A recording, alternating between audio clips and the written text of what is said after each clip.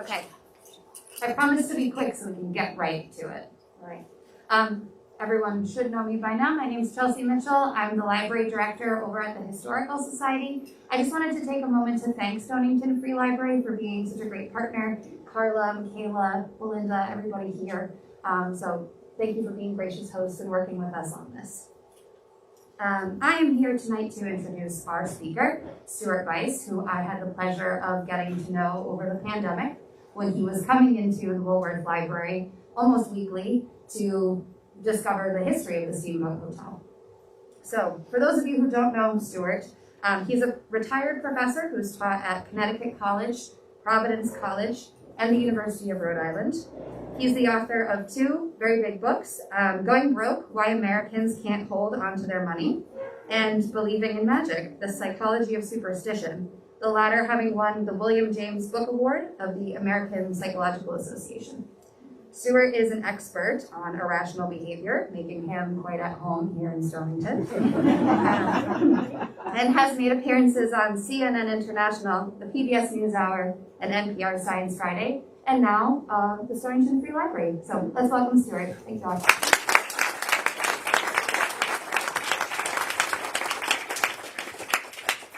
Thank you, Chelsea. And I count the Stonington Free Library as the highest among those appearances, my favorite of all. I want to start by doing some thank yous myself. I want to thank Francis, Liz, the whole Stonington Historical Society for their support of this project. I obviously could not have done it without this wonderful institution that we have over across the way, and specifically Maddie Mott-Ritchie for the beautiful poster for this and all the publicity work, which seems to have paid off nicely.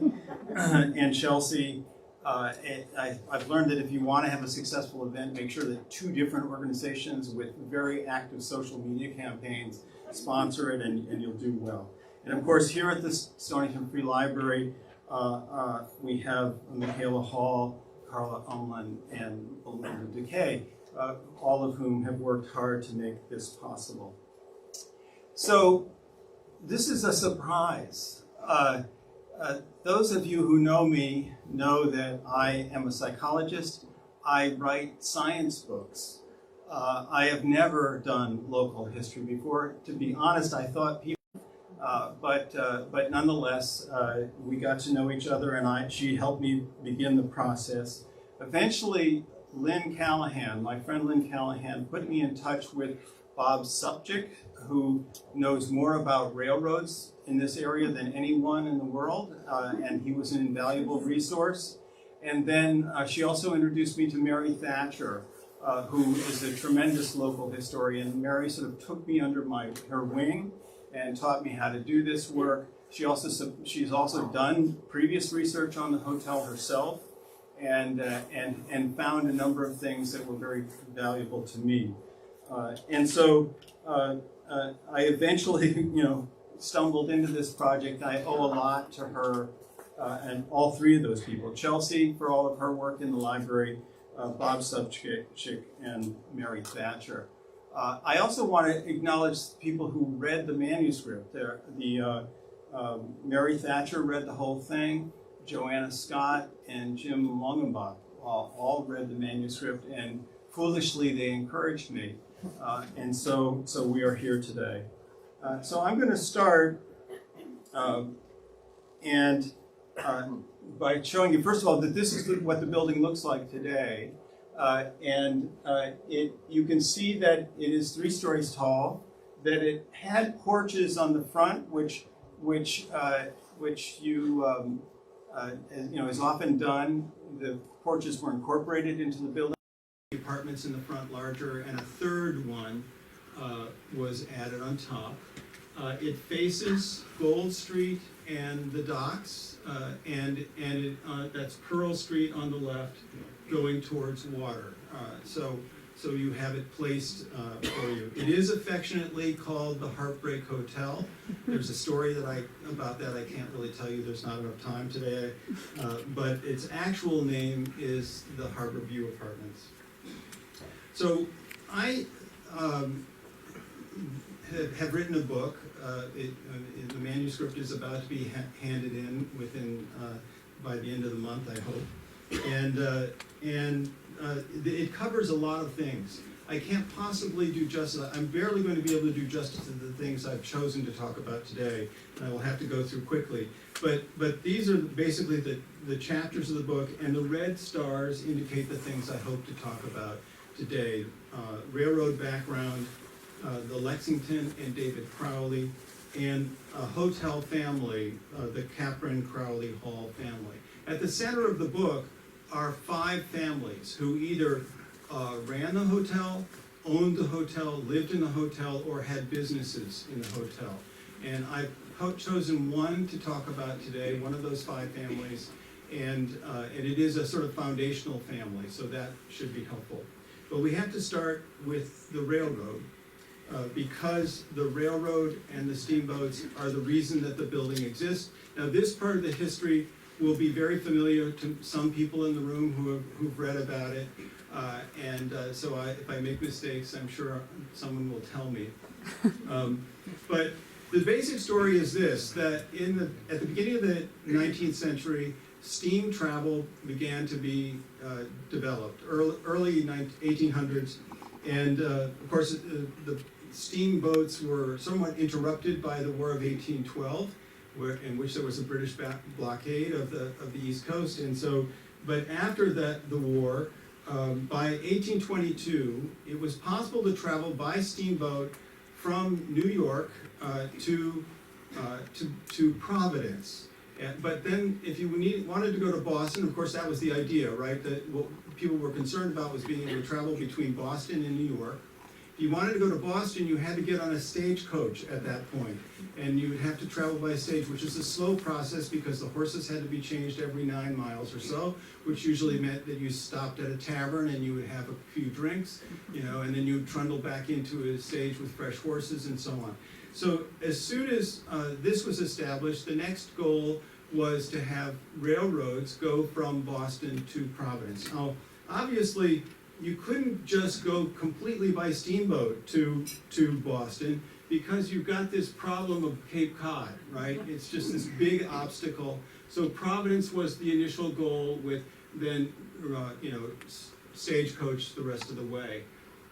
So as soon as railroads were being developed, one of the first lines that was built was from Boston to Providence, and now you could finally go fairly efficiently by steam power from New York to Boston and in either direction.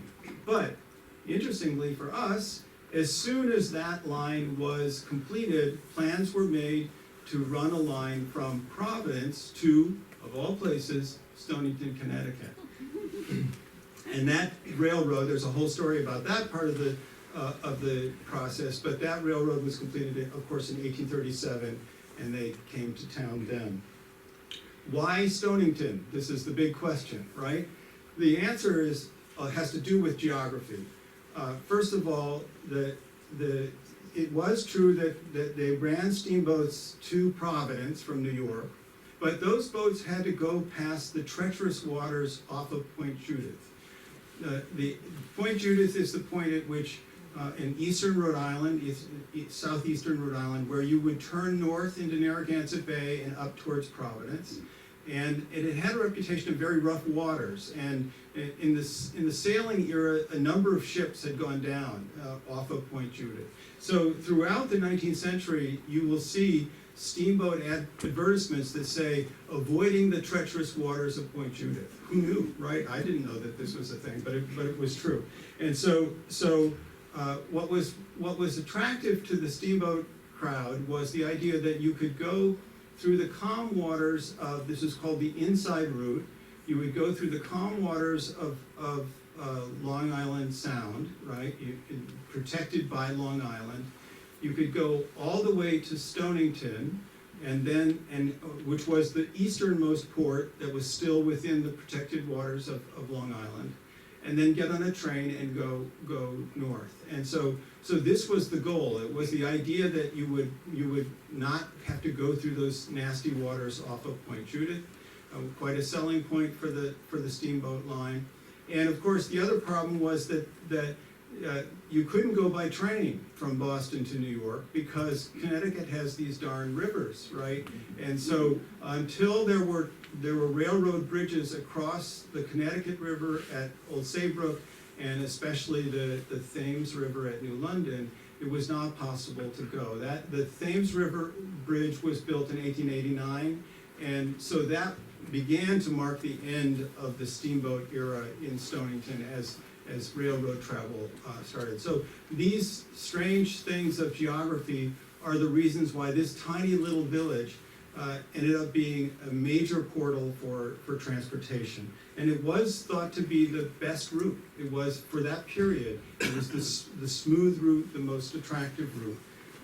And the whole world came through here. And of course, many of you, probably local people, have seen this map before, but this is, shows that the railroad tracks went right through the peninsula.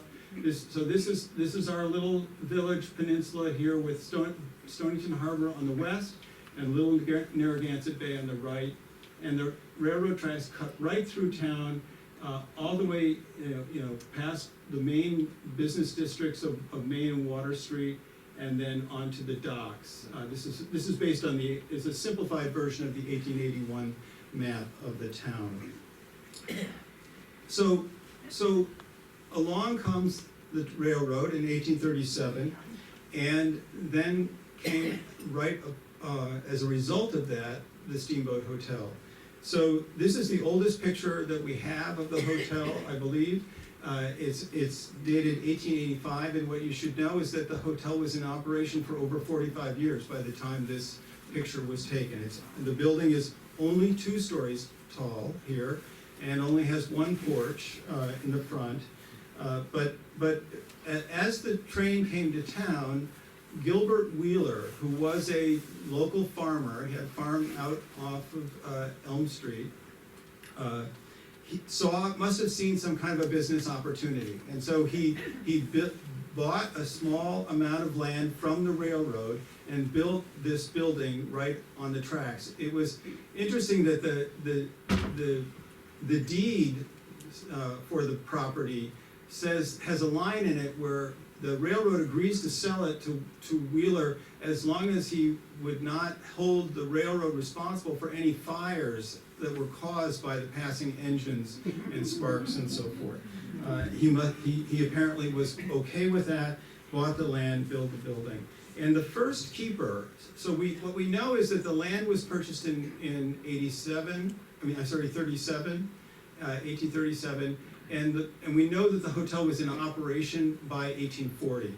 I'm guessing it was probably built in 1838, somewhere in there. But Colonel Bowen Capron, whose story is part of today's story, was the first keeper of the hotel. He was the first person to operate the Steamboat Hotel. And by the way, very faintly here you can see the sign at the roof line that says Steamboat Hotel. And this is exactly what it is. And you also can see the railroad tracks right next to it. So this next picture gives you a sense of this. This picture was taken sometime after 1888 when the building was raised 1 floor. And you get to see, what a mess it was with these railroad tracks cutting through the middle of town.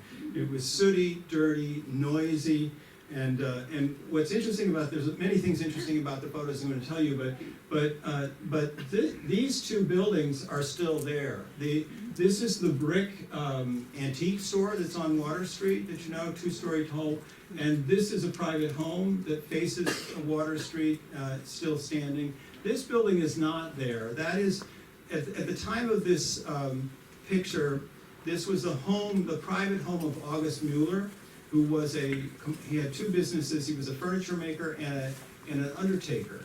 And apparently those were 2 businesses, I learned from Mary Thatcher, those were 2 businesses that went together quite often. There was a guy in Westerly who had the same 2 businesses, and they came together in the making of caskets for people. But August Mueller was a very, very successful cabinet and furniture maker. He had his business and his family first in this building, and later he built a much larger facility, which I'll show you in another picture. But interestingly for us, in 1840, when the Steamboat Hotel was in operation, this was a competing hotel called the American House. And I won't say much about it today, but it was run by a man named Mr. Van Cott in at least in 1840. We know that he ran it. Okay, so this is a very famous photo that some people may have seen. It's taken from the clock tower of what was, I believe, the Congregational Church back in the day, and is now the First Church of Stonington. It's still there. And so we're looking west down Pearl Street, right, towards the docks. There are a couple of steamboats posing for us there. And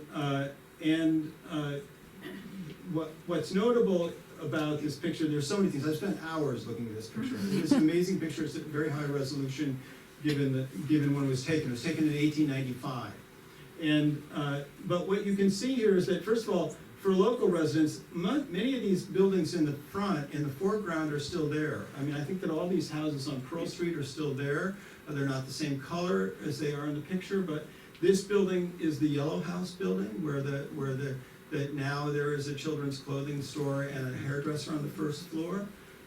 And this is the back side of the brick antique building. This is Mueller's house.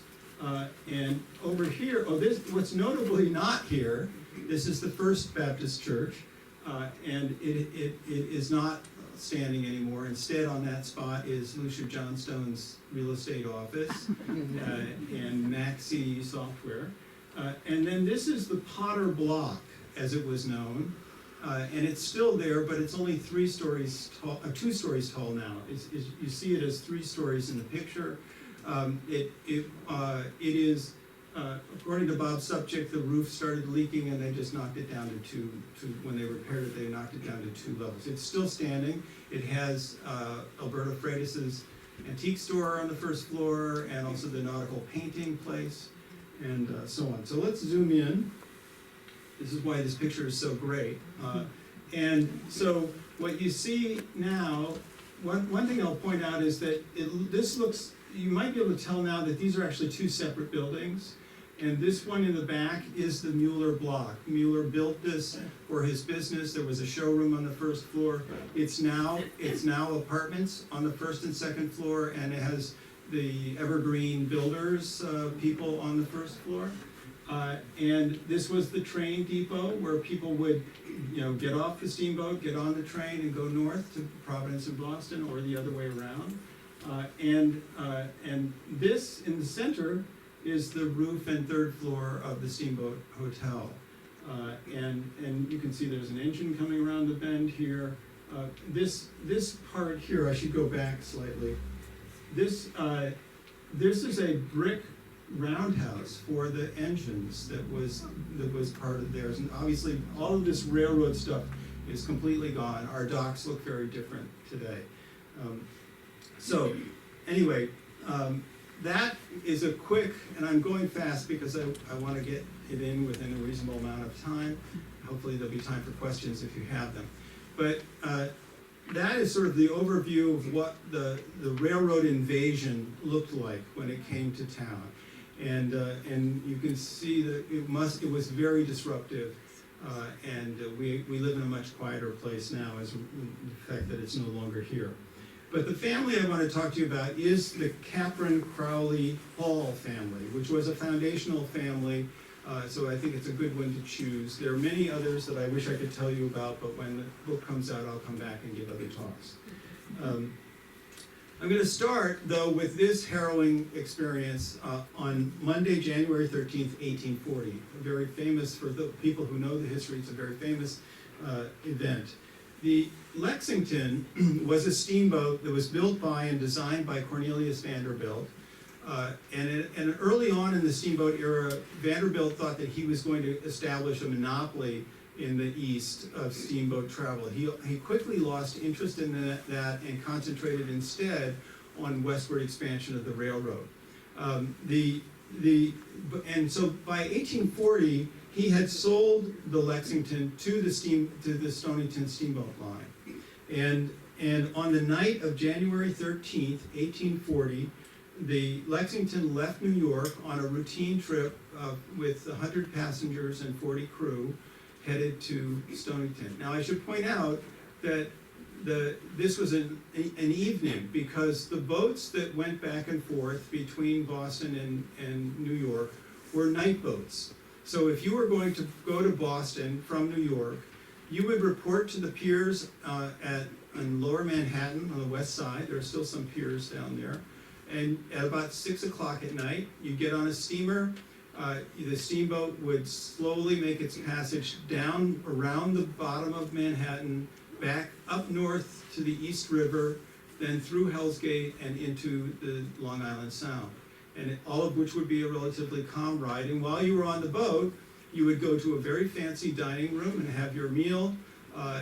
There was a saloon on most of the boats, and there would often be live music. So you could go drink, carouse, drink, listen to music. And eventually you would go, and there would be a berth for you to sleep in. And if you wanted to pay more, you could have a private room. And then about 3 or 4 in the morning, unfortunately, you would arrive in Stonington. You would gather your possessions, trundle out, get on a train, and you would arrive in Boston by 7 o'clock in the morning. So it was all done sort of with a business schedule. The same would be true the opposite direction. So they were night boats. So on this particular night, something bad happened. So just off of Stamford, Connecticut, the Lexington caught fire, and there are 2 reasons why it caught fire. One is that the boat had originally been designed to burn wood, and it had recently been converted to coal, which burns hotter, and they made no adjustments for that. But also important was the fact that the freight that it was carrying that day, that night, on deck was bales of cotton that had been picked by enslaved people in the South and were on their way to mills in the North. Providence had tons of mills, and of course, you know, there were lots of mills on the eastern seaboard.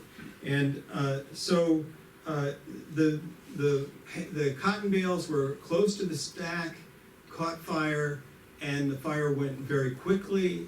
Before very long, they tried to put it out, of course, but it was impossible. The boat was still under steam. When the captain lost control of it, he could not steer it anymore, but it kept going. And so finally he gave the order to abandon ship, and sadly, almost everyone died. No one who survived in a lifeboat, because the boat was still moving, and as the lifeboats hit the water, they tipped over. One went into the wheel. And so it was a terrible disaster. Of course, it was January. There were ice floes in the Sound, and so the weather did not cause the disaster, but it certainly affected the loss of life. And so it turns out there are only 4 survivors from this disaster, and which, by the way, remains the largest loss of life on Long Island Sound in history. So, but there were only 4 survivors on the waters, that is. There are only 4 survivors of this, and they all survived not in lifeboats, but by floating on those bales of cotton, ironically. And the most famous of these was a man named David Crowley. So there were only 4 survivors. This is a drawing. Note the date. Remember that this happened in 1840.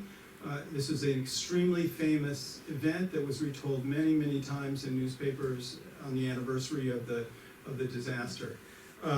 There were only 4 survivors. 3 of them were crew members on the boat, and one was actually a passenger, but he was also a captain. So they all had some nautical experience. 3 of them were picked up. So the fire broke out about 11 o'clock at night off of Stamford. The 3 of them were picked up the next morning or the next day. 2 were picked up by a schooner at about 11 o'clock in the morning the next day, and a 3rd was picked up at 2 o'clock in the afternoon. The 4th was David Crowley. He watched as 1 or more of those men were picked up, but the schooner did not see him, and it went away. And so he continued to float a second night on his little thing. And so now it's Wednesday, right? So it's Tuesday morning and afternoon when the others were picked up. He floats through another night. He manages to sleep a little that second night.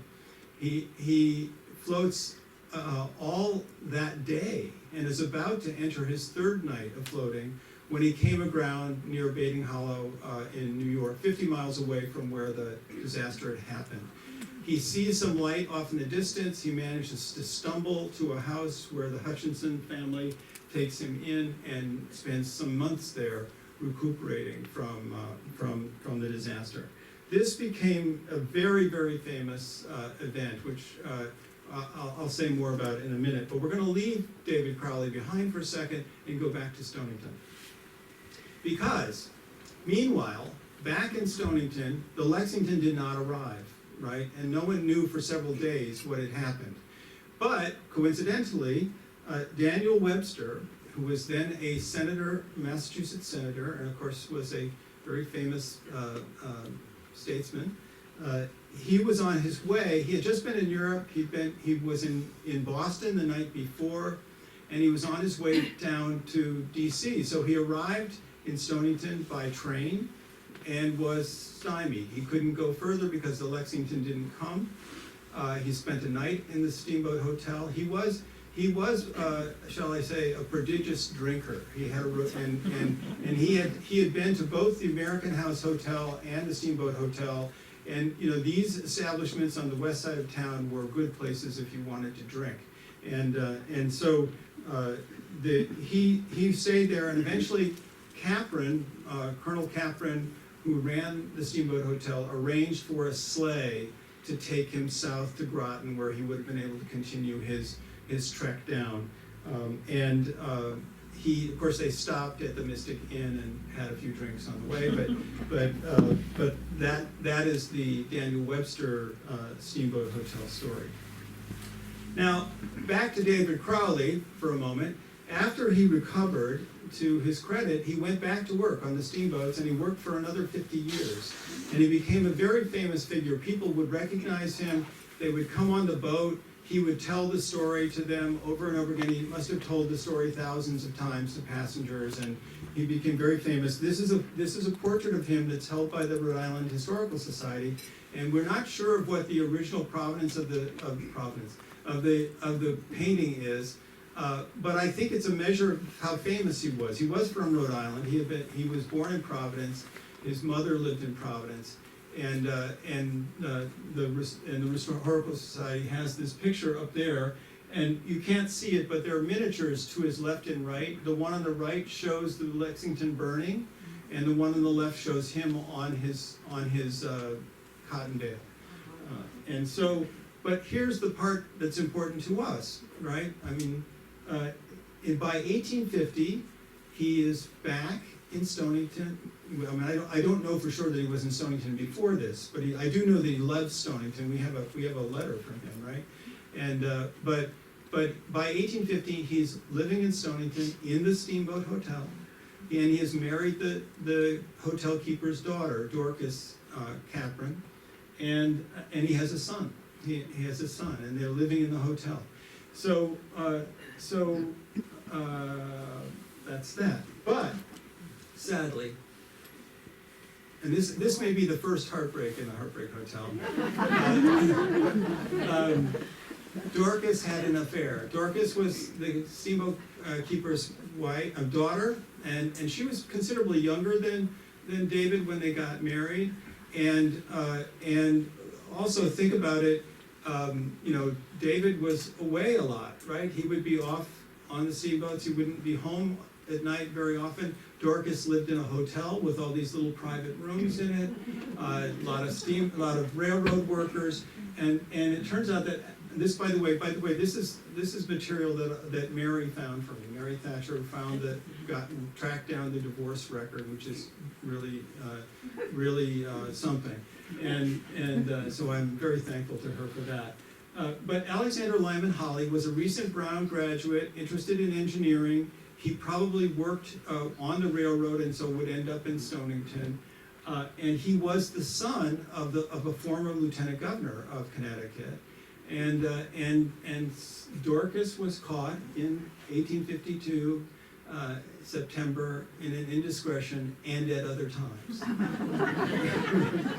So in 1856, David, he had the upper hand in the divorce, obviously, and he divorced her and got custody of the boy, who was at that point 9 years old. Holly did go on to, first of all, his father had designs to be governor. He had been lieutenant governor, he had designs to be governor, and this could have been a scandal. If there had been social media in those days, if there had been Twitter, this would have ended it for him, but he managed to go on to be governor, the father did. And Holly himself became a very accomplished engineer, bringing Bessemer steelmaking. Don't ask me what Bessemer steelmaking techniques are, but he brought them to the U.S., and there is a substantial monument to him in Washington Square Park. This is just the bust, but it's a very large thing to Alexander Holly. No mention of Dorcas, as far as I know, in that. So Dorcas is unmarried at this point, and what's interesting is that by 1860, she's still living in the Steamboat Hotel, and young David is living with her. So I mean, obviously, as a practical matter, David Sr. could not take care of his son. He was off on the steamboats all the time. There's no way that's going to happen. He may have gotten custody, but he couldn't raise him. So the young David ends up with Dorcas in the Steamboat Hotel. Interestingly, David Crowley Sr. has remarried and is living just a block away on Pearl Street with his new wife and a new child. We are not going to follow them, however. I'm going to stick with Dorcas for today. There's another whole story about what happens to David Crowley in his long career, but we're going to leave David Crowley Sr. alone, and note that Frank Hall, Willard Frank Hall was his full name, he went by Frank, was a hotel man who was probably a friend of the family, of the Capron family. And in 1960, he's living in Newport, and this is the Ocean House in Newport, which was this is one of those large summer grand resort hotels, of which there were many up and down the East Coast here. The Ocean House in Watch Hill, the old Ocean House was one of them, but there were tons of them all over the place. And this was a period in the mid 18th century to, I'd say, early 20th century, when there was sort of a democratization of leisure. People could travel, they would go to these hotels and have a great summer. And when the automobile came in, it ruined all of that. But this was the largest of these summer hotels in Newport. This was in an era prior to the Gilded Age, when you got those ridiculous palaces being built right on Bellevue Avenue. This was on Bellevue Avenue in Newport. And Frank was the steward in this hotel. So that meant that he was in charge of all the meals and the staff. And this is the schedule of meals at this thing. You can't read it. You can't read it, but there were lots of them. There were for regular guests, there were 4 seatings of meals a day. For children and servants, there were 3 separate times. And then there were times for people who had early boats or early trains to catch. So it would have been a tremendous operation, a very big operation, and he was in charge of that at the time. Frank was a hotel man, and one of the things I can say about Frank is he didn't stay in one place very long. By 1863, Frank is the proprietor of the City Hotel in New London, Connecticut, and this building does not exist anymore. The Cronin Building is where on State Street is where this hotel stood, and Frank was the proprietor of it. And this is probably the era in which he and Dorcas got together and married. And most importantly for our story is that Frank adopted young David Crowley, and from this point on, young David Crowley becomes young David Bowen Hall. And he's now the son of a hotel man, not a steamboat person. So Frank, as I said, didn't stay in one place very long. By 1867, he is the co-proprietor of the Aldrich House Hotel, which is a very fine hotel in downtown Providence, not far from City Hall. And for the first time, young David Bowen, now Hall, is working as a clerk in that hotel. And so he has joined his father, his adoptive father's business. His father runs the place and he's a clerk. But again, not staying in one place very long. Frank, by 1870, is back in Newport as a steward again. Dorcas goes with him, of course. They're married now. And so, but young David Hall stays in Providence. Does not go with his parents to Newport, to the Ocean House. And he continues to work in the hotel business. He also marries a woman, I hope you're keeping all this straight. I should have brought it. He marries a woman named Susan Vesta Horton. So this is David, sort of, if you think about this as the third generation, his grandfather was the first keeper of the Steamboat Hotel. His adopted father ran all these different hotels, right? And now he's the third generation of hotel keepers. He rose to the highest prominence of all of them. In 1878, the Narragansett Hotel was built on the corner of Dorrance and Weybosset Streets in downtown Providence. And at the time it was built, it became the premier hotel in Providence, but according to some people, really the premier hotel in all of New England. And it was a wonderful establishment, sort of a nice brick building. And David begins, when it opens in 1878, David Hall begins as a clerk there.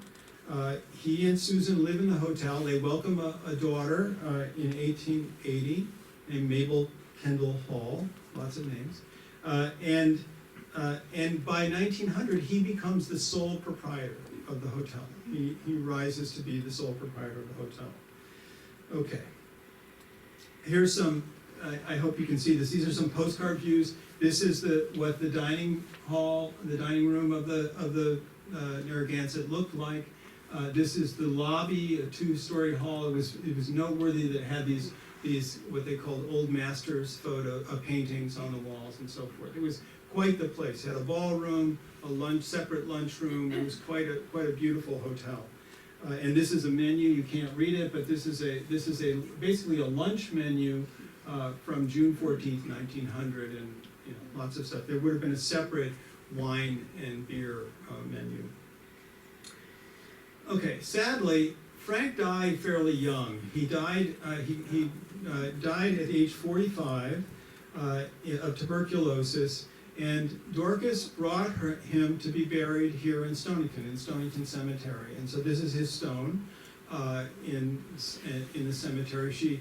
Both her parents, Colonel Capron and his wife Susan, are buried not far from this plot.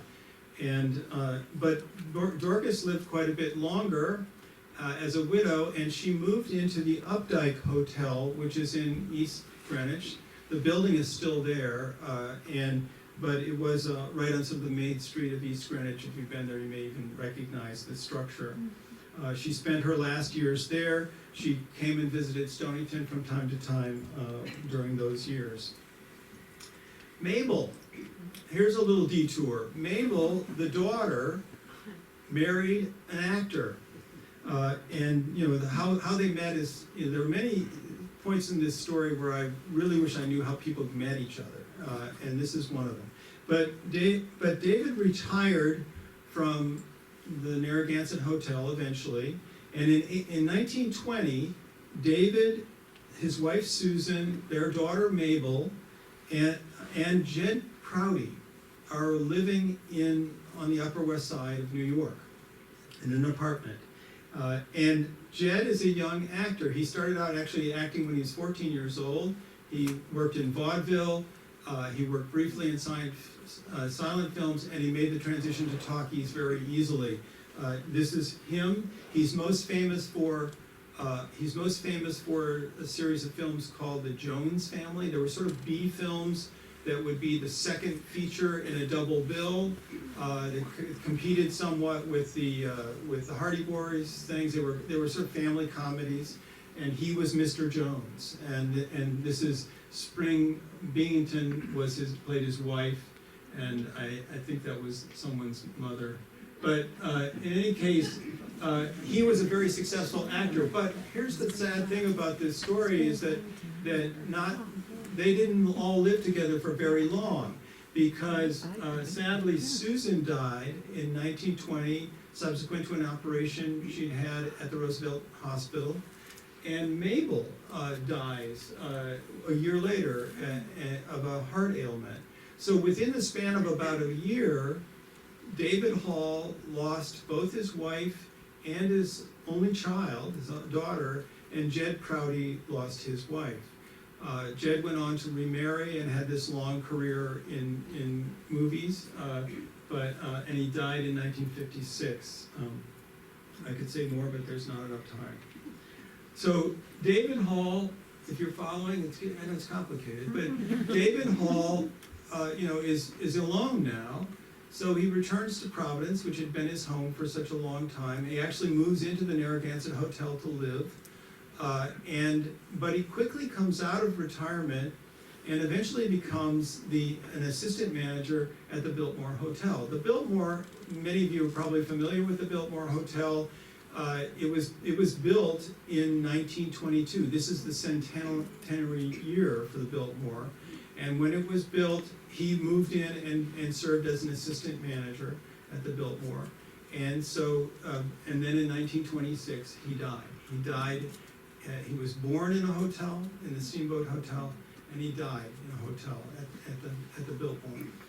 And it was big news. You can see this is page 2. This is only, there's a fairly lengthy obituary for him in the Providence paper. The dean of hotelmen, and you'll notice it says was born at Stonington. Right? The article, the obituary described him as having known presidents and politicians, actors, and so on throughout his life as a hotel man. So just to wrap up the buildings themselves, and we're getting near the end, so never fear. The Frank Hall was associated with a lot of buildings that burned. That's just, I'm sure it's just a coincidence. They didn't burn while he was there, so he can't be implicated directly. But the Aldrich Hotel in downtown Providence burned to the ground in February of 1888. This is a picture taken the day after the fire. You can see it's a frozen mess as they attempted to put it out. It was a complete loss. Most of a block burned. It actually didn't start in the hotel. It came from elsewhere in the block. It was a complete loss and was not rebuilt. The City Hotel in New London also burned to the ground in 1891 and was not rebuilt. And the Ocean House in Newport burned for the second time in 1898 and was not rebuilt. It's now a strip mall on Bellevue, sort of partially strip mall, partially the Newport Hall of Fame, tennis center there. The Narragansett, where David had his greatest triumph, was damaged. Much of downtown Providence was flooded in the hurricane. There was no hurricane barrier back then, and now there is as a result of the hurricane of 38. And so it was damaged in 38. It fell into disrepair in the 1950s and was eventually torn down. It's sort of the area where it is now part of the Johnson & Wales mega campus in downtown Providence. So that's it. This is the end of the story as far as this family is concerned. Literally the end of the story. There's many more things I could tell you about, but I don't think I should continue. I will sort of wet your whistle, tease you a little bit with other stories that come out. As I say, there are several families, other stories that come out of the Steamboat Hotel. One is that David Crowley, the senior, does in an interesting way reconnect with his son, the first son, at the end of his life. I also have a whole chapter on liquor and temperance. I think I probably know more about the liquor laws and temperance in the borough at this point than anyone else in this room, at least, I think. It's very interesting. It had a lot to do. Hotels and liquor are an important combination, have been throughout history. African Americans in the Steamboat Hotel. There was an African American family that had a restaurant in the Steamboat Hotel, and they are a really fascinating family with tentacles that go off in all directions. And it tells you an interesting story about the black community in this town. There were a considerable number of black people in Stonington during the railroad era. They came to work on the steamboats and on the railroad and the hotels. I also have a chapter about the Seidner family. Many people in this room may know about Otto Seidner of Westerly, who became a man who had delis and mayonnaise king. He produced mayonnaise that was sold nationwide. But the story of the Seidner family actually begins with Jacob Seidner, who was his father, who immigrated from Austria and had a tailor shop in town, in the borough. And it was for a time in the Steamboat Hotel, and his family lived in the Steamboat Hotel, but it also was on Water Street. And it's a fascinating story of that family as well. And these are just a few of the locations that these stories all go to. Brooklyn, Manhattan, Providence, Newport, Nantucket, Savannah, Georgia, Washington, D.C., San Francisco, and Hollywood. And this is, by the way, the Jed Prouty story is not the only Hollywood story. There are other Hollywood events that connect with the Steamboat Hotel. But that's as much as I can do today. I will leave you with a quote from the Stonington Mirror and from 1937. The editors wrote, "The Steamboat Hotel is still standing, and we trust it will continue to do so for years without number." And this would have been about 100 years after the building was built. So that's it. Thank you.